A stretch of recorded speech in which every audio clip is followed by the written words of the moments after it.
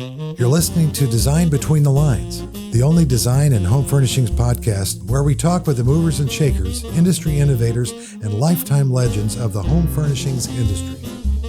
It's here that I get a chance to sit and chat with the influencers shaping the industry into what it is today. This episode of Design Between the Lines is supported by the High Point Arts Council and Arts Greensboro, a division of the designated county partner with funding from the North Carolina Arts Council. Here with us today is Dr. Bryle Henderson Hatch, an inclusive engagement professional and an interior design aficionado who has served leadership roles spanning a range of community, educational, and government settings. In fact, his community work has benefited over 300 women and minority-owned businesses in the High Point area alone. While he currently leads the Office of Diversity and Equity and Inclusion for the North Carolina Department of Health and Human Services, Bryle's passion for design stands resolute through the operation of his own home decor firm, William May Design. Joining Bryle today is Raven Jefferson. Raven is the Community Resource Coordinator for the High Point Schools Partnership. Welcome, Bryle, and welcome, Raven. Thank you. Thank you for having us. So glad to have you here on our show. I'm going to start by just picking on Bryle a little bit. Go for it. All right. Tell me a little bit and tell our audience a little bit, Bryle, about your educational background. What brought you to where you are today? I know it's a long pathway. It's a long story. Yeah. So I'll give the brief trailer version.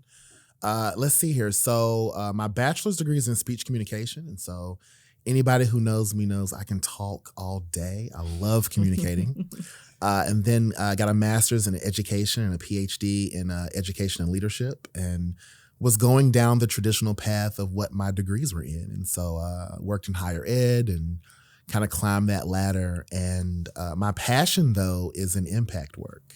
Okay. And so throughout all my positions, it took me to realize that what made me happy in them was the impact that I was making on the communities in which we inhabit and we were serving. And so that led me to this brand new program called Thrive High Point, which actually indirectly connected me to Raven, as it was the brainchild of her husband and some other leaders in the community. And so Thrive High Point started off as a minority entrepreneurship initiative. And the goal was to support entrepreneurs at every cycle in their businesses. So could it be startup, it could be the person who's looking to scale. And from there, it just kind of grew exponentially. I think now they're almost at 500, but under my leadership, I think we got to a little bit above 350. And it really showed us that High Point has this amazing community of just people who want to grow, want to change things. And, I think that a lot of times when people think of North Carolina, you think of the big cities, Charlotte, Greensboro, Raleigh, but High Point is a jewel. And especially because it has it's the base of this international industry for design. And so I had businesses who were interested in design, myself being a passionate designer. And really it led me to say, okay, I've been helping other people get their businesses going. It's time for you to get yours going. And so literally I just put pen to paper, did some paperwork, started to formalize my business, and just kind of grown from there. You brought me to it was on Main Street not too long ago in High Point, to an event where I met a number of women entrepreneurs. One designer that had part of her shop was opens on. It was a mix and mingle at the Galleria on Main. Yes. Yep. Yeah. And I was amazed. And I was pleased to have the ability to communicate with them and add a little bit of my experience, what little there is in this very empty noggin of mine, to have you checked this? Have you tried that? Have you talked to these people? And always open to that. And one of the things I saw with you, Bryle, and I'm not overly patting your back, but I'm going to say that your communicating skills were in vogue then, and to see you spark ideas among these young people was really, really good. And that's really where we're going to be able to take some things going on with our business. Were there any mentors or people who inspired you as you were in your pathway? Absolutely. I've been blessed to have people who have been just incredibly supportive. And so what makes me love High Point probably even more is that my father grew up in High Point. My grandparents grew up here and lived here for over 60 years. And so my grandfather actually was a commercial designer and artist. And so when he finished North Carolina A&T in the late 1940s, he and my grandmother moved to High Point. And this is before the days of computers and high-tech photography.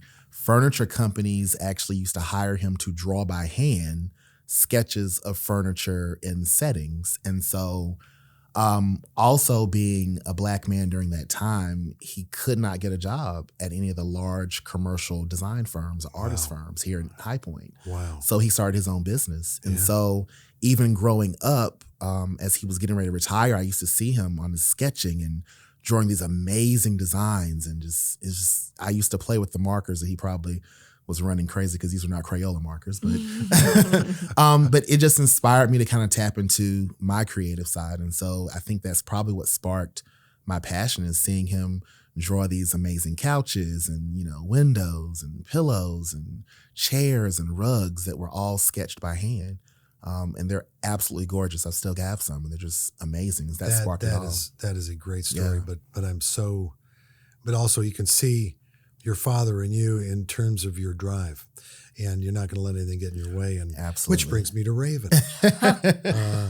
Well, Raven, welcome again to the show. Thank you. And let's talk a little bit about, you've communicated with a lot of different people. You're connecting a lot of people in your organization now. But tell me a little bit about what brought you from where you were down your little pathway to today, where you're, the coordinator of High Point Schools Partnership, among other things that you do. Yeah, just a few other things. Tell me a little. So let's take us through that pathway. Absolutely. So I am a High Point native, born and raised here in this community, and first generation college graduate. So I went off to North Carolina Central University in Durham, and ended up getting my degree in recreation administration, because I grew up in Boys and Girls Clubs.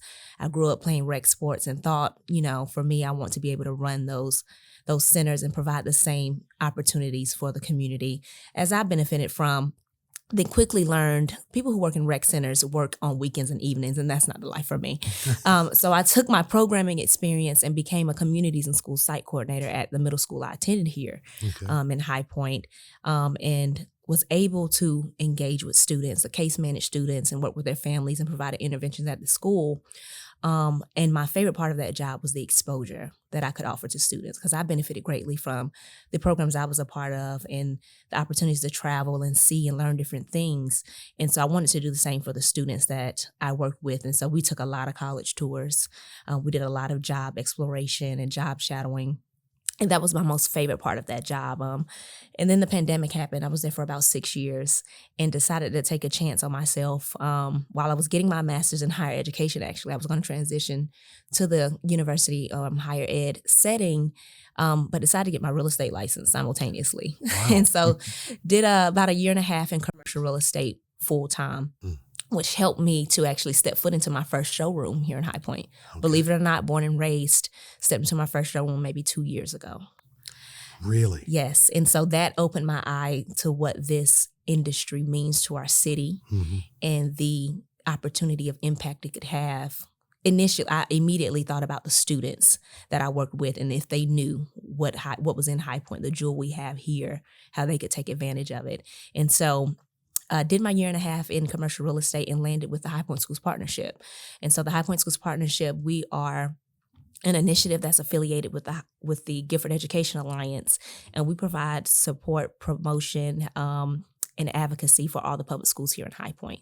So I landed back on that track of supporting schools and supporting students, and now just thinking about the ways and exploring the ways of how we can expose our students to this jewel of an industry we have here in High Point. Wow.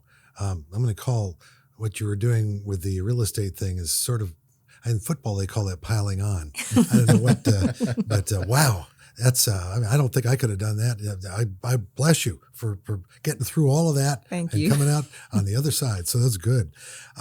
Tell me about, I noticed there was a picture in the High Point paper not too long ago about the High Point Schools partnership, and you had a meeting with High Point by Design, I think down at Cohab Space on English. Those of you who've never been to High Point, on English Road in High Point. Great little place to visit if you're coming for any time of year. What was that event about, and why did it take place? Is it a method of bringing more young people through the schools and counselors, et cetera, exposing them, like you said earlier, to all the various careers that are in this industry? Is that what? Yeah, absolutely. It was an event, hopefully, just to get the wheels turning. Okay. In no way do I have all the answers. I just know that the conversation needed to be started. And that's not to say the conversations haven't been happening, because I mean, what Bryle and you all are doing with ISFD and what you guys did for students at the last market, providing them passes to go through that, it's clear that it's something that needs to happen in our community, and people are talking about it, but how can we put it on a platform to really get some legs to it? And so with the High Point Schools Partnership, we typically host a monthly event where we feature a principal and allow them to speak about their school and the needs they have, so the community can possibly, collaborate and meet some of those needs. But this one, I wanted to try something a little different. I wanted to feature an opportunity, and this opportunity was around what would it look like if we were intentional about the home furnishing design industry here in High Point engaging with schools and students. What does it look like to develop programming, to develop field trips, to develop and organize speakers coming to the schools? So we partner with High Point by Design, which is a great organization here that represents a lot of showrooms here in High Point. What does it look like to open your doors to the students here? We just wanted to start that conversation, and it had a great turnout. We actually had the superintendent for Gifford County Schools to come and speak at the event as well, just to, to put it on the radar of the schools that we mean business, and we really want to explore what this looks like in our city. In the school system today, I'm assuming this, and it's a big assumption because I'm not sure, with all the cuts that took place over the last decade, they still have art programs and things that are every day for high school students, or not? Or I mean, at the bare minimum, we have art classes in our schools. I mean, arts are significant to education and to lifestyle, and so it's kind of been wrapped up in that. And instead of STEM, it's STEAM now, right? So science, technology, engineering, arts, it's included in that now. And so we do have art classes. But we do, in particular, have one school that focuses on the arts. We have the Penn Griffin School of the Arts here in High Point, where they focus on many aspects of arts in the on the high school level. So we do have that outlet. But I really want us to look at, not just pinpointing those students who have an interest in the arts or design, because this industry has so many aspects to it. How can we lend a pathway in all of our schools for students to have an opportunity to be a part? Well, I'm going to lay something on you. We're going to have down the road some pretty important designers speaking on this podcast, and I'd love to have questions from students to pose to those professionals who had quite a bit of experience, to have them respond in terms of maybe pathways they can suggest, ways to engage themselves in our business beyond us just introducing the parents and the students by a group this next market and the market after that. Frankly, I'd like, from ISFD's perspective, I'd like to involve them in the Pinnacle Awards that they have every October, so they can kind of see the Academy Awards of furniture design, home furnishings design, firsthand, and meet some pretty big wheels in the industry at that event. So let's try to get together with that. I wanted to. All right, so thank you for explaining that to me and what was going on there, and more power to you. Keep it going. The industry has an association of associations. I talked to you off camera and Mike earlier about that existing never before the pandemic. None of the associations in the industry ever talked to each other prior to 2020. Wow. And suddenly, March and April, nobody to talk to. Everybody was at home. So they started talking to each other, and you have industry associations that now represent hundreds of thousands of people in the industry, from careers stemming from cutting a tree down in a forest somewhere to placing a piece of furniture out of a box in someone's home. 10,000 careers, maybe more, in that arc. So how can we, the one thing that was the key repeating element in the conversations we had over months and now years is that everybody said we're going to age out of current existing talent. Where do we get new young talent from? Where do we get more broader input and energy and engagement from all groups? How do we get that? And I certainly see, the High Point Schools Partnership is an absolute example of with your recent meeting with High Point by Design and having the superintendent visit there. Starting that engagement process is an absolute must.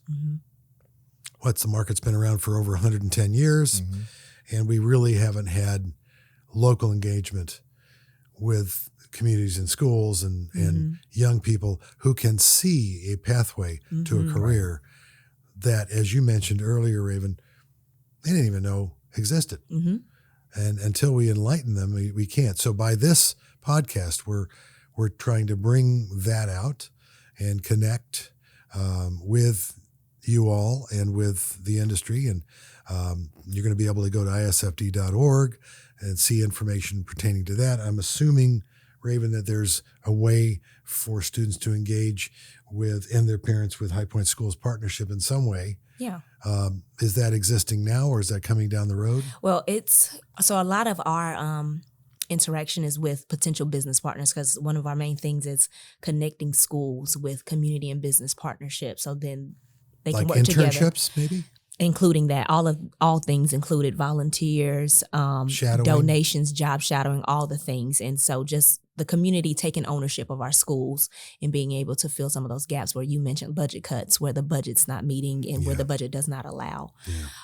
So that's mainly who we interface with, are the schools, the leadership in schools, and then the actual partners. But with this initiative and what we're trying to do with connecting the industry, there are some student-specific things that we're looking to do where we'll be engaging with students, because our big thing is, like you said, exposure. We want to find ways that we can create exposure for students, because you cannot be, there are some exceptions, but most people cannot be what they don't see or have never seen before. And so if we can put it in front of them and give them a taste of what we have here in High Point with the home furnishing and design industry, then the opportunities are endless. Certainly, this is not an industry where, as I'm sure some of the students will envision, you're knee deep in sawdust with overalls on. That stopped many, many years ago. And now, these days, they're steam cleaning floors, and it's cleaner than some people's restaurants that they've attended recently. So I would say, more power to you. Go for it.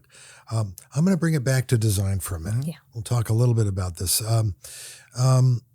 We talked a little bit about, you've already mentioned goals that you have to connect with the industry. What steps can individuals, what are the next steps to reaching some of these goals? What's the next one you think is probably most doable, I guess?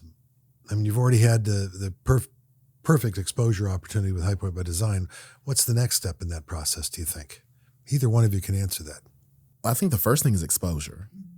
And I think that is I think Raven hit the nail on the head is, it's really hard to dream when you've never really seen it before.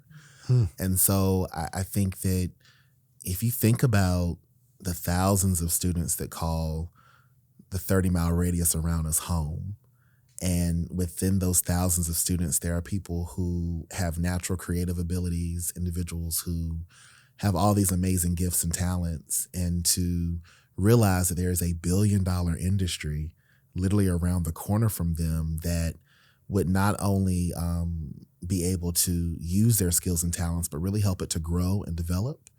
And so I think the first thing is that exposure piece. And so knowing that, there's always this thing of, if you're creative, you have to go to New York, or if you're creative, you have to go to all these other places, right? And to know that you can do that at High Point, I think is the beautiful part of it. And also to know that, you can actually grow where planted. And so I think the exposure piece is the first part.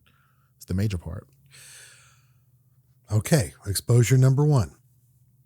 I'm going to take a sidebar at the moment. I'm going to say in today's shifting culture, we often hear the words diversity, equity, and inclusion. But as someone whose career targets such ideas, yourself and what you're involved in, Raven, right now, and what do they mean to you, both personally, and what does that entail for you in your professional careers? So first speak to the personal and then kind of bring me into and whoever wants to take this first, go for Why it. don't you take it? I knew you were going to do that to me. I mean, it's in your title. So personal, right? Mm-hmm. So personal for me is I'm big on the world is incredibly diverse, and we all bring talents and skills and gifts that our identities really help shape. And so when you think about the broad appeal when it comes to design, the patterns, the colors, the textures, the innovation that goes into it, it really is representative of this diversity of thought, and that a lot of that has to do with identity. And so personally, I feel that when people can be exposed and feel embraced and to bring their full selves to a space, that sparks the ability to give your all and to grow and to have it reflected. And so I think any way we can knock down a barrier or any type of inequity that's relevant, I think we have to do that. And so personally, I feel that if that means, just speaking to a student about an opportunity or letting them know that something's there, I think is major. I think all of us are where we are, regardless of where we are. All of us are where we are because someone took some time to respond to a phone call, an email, take a 10-minute conversation, give us the leg up. And so I think it's, I personally feel like it is my duty to ensure that I give that back to people because it's been given to me. Yeah. Well put. Well put. Raven? Yeah, totally. So for me, that was beautiful. I'm going to try my best to follow up. But for me, in my life, how diversity, equity, and inclusion shows up is providing, a platform a lot of the times for people represented in different spaces to give their perspectives that can enrich an opportunity, enrich an environment, and inform a culture. So providing that space and that platform for people to be able to express and come openly and be their full selves empowers people to have the superpowers to do the great things that they can, and it doesn't limit people. Mm-hmm. And so for me, it's liberating. DEI is freedom for people to be their best selves in a space, and that's professionally and personally for me. And so want to be able, similar to Bryle, to be able to provide those same opportunities, especially for students, letting them know, it always comes back to exposure for me, mm-hmm. letting them know what's out there and then helping them make the connections so they can be their full authentic selves and contribute. They are an added value to a space at a table that there's never been a seat for them before. Mm-hmm. Yeah, I like the way you put that, Raven, because it's not just about, we're going to hand this to you, but you have to be engaged in the process, meaning you're giving and others are giving, and it's a mutually beneficial relationship, mm-hmm. as opposed to just, well, here, and we hope you do great. See ya. Yeah, there's a little bit more to it than that, right? Oh, absolutely. There's a little work going on. Well, that brings me to another question about. I'm going to ask you design-wise, just a quick design question, Bryle. What do you think excellence in design? How do you define that? What would you say? And that you could go right to, I'm speaking with a client, a particular client, or another way if you want. Excellence in design. Yeah. Somebody's done a great job in design. What would you say? I think it's intrinsic and extrinsic, right? Okay. I think it's intrinsic where you are proud of what you have produced. You have been able to put concept to paper, to product, or to tangible, or to that. I think that's the beautiful part of it. I think that's excellence. I think being able to have the resources and the time and the willpower to actually see your hard work come to fruition, I think is excellence. I think from a extrinsic standpoint, I think that when you can get external validation of your product or your design being celebrated, and part of being celebrated is, number one, being acknowledged. And once you're acknowledged, for people to actually see and appreciate the work and the energy that went into that, I think that's excellence. I think that, of course, like right now, if I could sell 1,000 pillows, that would be excellent, right? But I think for me, and I realize that I'm fortunate to be able to dip into the design world without having to rely upon it financially. But I also realized I was in a good space when I was smiling from ear to ear by seeing my product. Not by someone buying it, not by someone for taking a picture and it getting 1,000 likes on Instagram. By the fact that I was actually able to produce. And for me, it's the local production piece as well. And so the fact that I'm able to procure my fabric and my pillows and my inserts and my production all within like a 5-mile radius is a beautiful thing. And so, and that's part of my cause too. So I think that's the excellence for me. There we go. We just defined High Point as a design destination. Absolutely. In this environment. Raven, I'm going to lead with you on this, but either one can contribute. What's the value of providing these educational opportunities, and what steps can we take to make them more attainable? I know we talked about exposure to the leadership in both sides of the industry. So what are the next steps you see as to make them more attainable to students, especially for underserved communities and individuals who otherwise wouldn't be able to afford them if it was done any other way than to just literally join the schools and into this partnership with the industry? Yeah. What we talked about exposure. So what's the next step after the exposure? Obviously some sort of action, I would think. Absolutely. And so putting into motion and planning what it looks like getting students into these spaces and in front of these individuals. And then how can we talk often, Bryle and I have spoken about, CTE programs. So those career technical and education programs that are implemented in schools. How do we design an actual program or pathway for students to be a part, who have expressed the desire in all facets of this industry to actually take advantage of it in grade school? Whether, the professionals would know whether it's best to start elementary, middle, or high. Actually, high is probably too late, but having that course and having those opportunities in the actual classroom, I think is the next step. And so then those classroom experiences leading way to connections and internships and actually being a part of the industry, being able to produce some of the designs, being able to manufacture some of those things and learning the science behind that.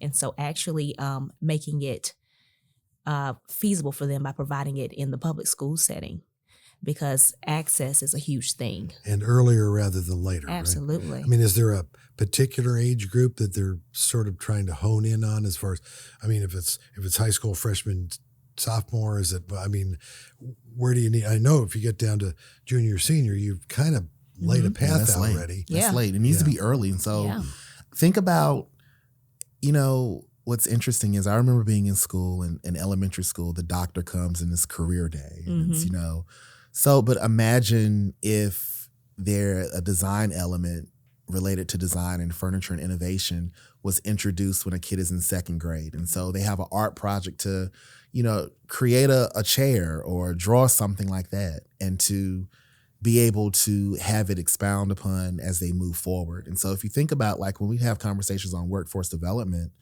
in any industry, but especially in design, you really need to consider, how do you create the pathways? And so there are apprenticeship programs to help people get into advanced manufacturing that over the last 5 or 10 years have taken over all over, because people realized one day, everyone woke up and realized there won't be anyone to run this machine once people retire.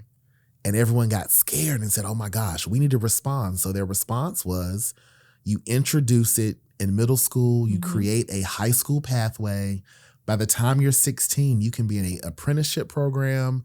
And when you're 18, you have almost a year and a half of experience under you, and you have two options. You can go to a community college and further your education while working, or you can go straight into the workplace. Mm-hmm. And even those who go into the community college option have the option to go get a 4-year degree. And it really shows them the pathway. And I think that an opportunity such as this, when it comes to like ISFD, when it comes to the furniture market, when it comes to High Point partnerships, I really feel that this is the opportunity to advocate for this being a solid pathway. Mm-hmm. And that investment, like Raven mentioned, that pathway where now the 16-year-old can actually engage in graphic and technical design while they're in school. Mm-hmm. The individual who is interested in textile design can do that while they're in school. And we're actually seeing it because, you just said it. If you wait till someone's 17 or 18, right, we're a little behind the 8 ball at that point because we don't think of no other career path is introduced that late. So we have to do it early as well. Yeah, Gotcha. and making it relevant is a big piece too. So there's a elementary school here, Fairview Elementary. That principal spoke at that event you mentioned at Cohab because they have created a partnership with Cohab Space. But also we noticed they have a STEAM lab. And in that STEAM lab, they were doing a engineering project where the students were designing chairs. Initial interest right off the bat. I mean, and you're making it relevant where you take the aspects of our community or the society and you tie it to whatever your curriculum, whatever, objective you're trying to teach students and make it relevant. Yeah. It's a great way for us to introduce the opportunities in this industry to our students. The past 4 years have been lots of fun, starting in 2020. How is the global pandemic and coming out of it in this rapidly shifting economic and social climate we're in right now transformed the design and educational landscape? We've mentioned it a little bit. How's it affected outreach programs such as what we're doing now? I mean, you would have never 3.5 years ago gotten all those people in one room without a lot of masking and probably hosing down everybody as they left. I don't know how we would have gotten them together now, but now here they are. Yeah. And they're all interacting. I mean, is this opening up helped a lot more in the outreach programs, especially students in schools? And absolutely. I think one common thing that the pandemic has kind of revealed or showed an opportunity for is collaboration. More people and more organizations are more on board with collaborating, convening. Like you said, the associations who never met before the pandemic. I think it exposed just how fragile society is when we work in silos. And so promoting the opportunity to collaborate to solve social issues, I think is one big plus that has come out of the pandemic because now people are noticing, we need to do something together to be able to make sure our workforce doesn't die out, to make sure we're sustained here and not all our manufacturing is not across the seas where we experience supply issues. And so collaborating to solve our own issues is. Do you find the younger people now, these generations that are coming along since you've even been involved, are each generation is becoming more collaborative than the last? They're not close to the vest, everything. So I'm just going to keep my ideas to myself kind of anymore. I think, there's this thing called entrepreneurial spirit and entrepreneurial thinking. And I think that this generation right now is having that embraced and cultivated probably better than any other generation before, where you can be an independent thinker. And so you have kids now who don't necessarily think about who will I work for. They think about what will I do? And those are two different questions. Yeah. And so I think that's the amazing thing is, and they realize that, it definitely takes a village, but once again, what will I do? How will I make this happen? What impact will I make by doing this? Bringing me to my final question of the afternoon, and that would be, what's your advice to young people and students, professionals, maybe even in a different profession that are young, but they want to make a change. They want to come into the home furnishings industry. Let's talk to students. So primarily, what is your advice to them? You want to go first? Yeah, because you'll probably show me up a little bit. My advice for students is don't be afraid to ask the questions. Don't be afraid to explore. If you're curious about what's behind the doors of all these showrooms, don't be afraid to ask how you can get access to them. If there's a professional you're curious about who's in our city doing market, because you design people look pretty cool walking down our streets. Don't be afraid to ask, what is it that you do? Mm-hmm. How can I be a part of this? YouTube University is a rich place for knowledge. Don't be afraid to research and go beyond, what's right in front of you, and take advantage. There's a lot more offered here in High Point than you think. And so don't be afraid to ask for help and explore your passions. My grandparents used to always say, and I know everyone's heard this, but you can do anything you put your mind to. Yeah. And so my advice would literally be, if you put your mind to it, you can do it. If you dream it, you can do it. And so even if it's not the most practical decision for a career, if it's not the most respected on the totem pole, so what? If you dream it and you want to do it, you can do it. You can do it. Well put. Well, Dr. Bryle Henderson Hatch, I told you. Jefferson, it has been an absolute pleasure to have you on Design Between the Lines. Thank you for being my guest today. Thank you for having us. Absolutely. And thank you for imparting some really great words of wisdom to our listeners. Thanks again. Thank Absolutely. you. Thank you. Design Between the Lines is produced by Element Studio with the International Society of Furniture Designers. We record in High Point, North Carolina. To find videos of these podcasts, be sure to subscribe to the International Society of Furniture Designers YouTube channel. To learn more about ISFD, visit isfd.org. And don't forget to subscribe to hear more industry stories of Design Between the Lines.